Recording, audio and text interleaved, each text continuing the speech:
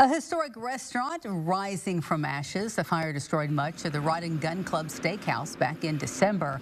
Owner Bob Johnson Sr. started working at the notorious restaurant 76 years ago. He was devastated as he watched the building burn. Jen Thompson, she went back to the site of that fire and learned work now underway to bring back the restaurant in what remains of the old building.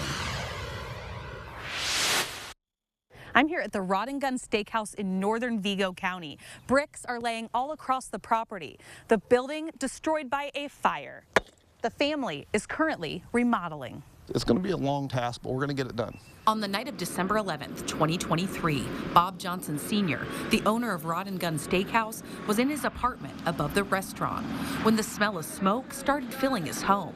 He looked out the window and saw flames shooting from the south side of the restaurant. I never seen anything burn so quick. I mean, it went fast. Just under 50% of the building was destroyed by fire that night. The memorabilia of times gone by, now just a memory. So much history was lost. So we lost so many pictures and memorabilia and things from the glory days. That history dates back to 1921 and the original owner, Eddie Gosnell, a Terre Haute businessman making the Rod and Gun Steakhouse a destination. Eddie was a bootlegger.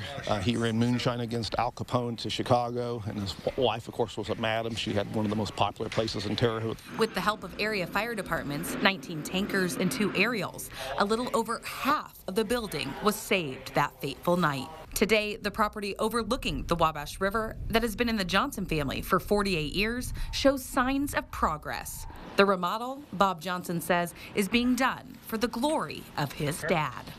My dad, this is the only job he's ever had. He started here when he was 11 years old. He's getting ready to turn 87.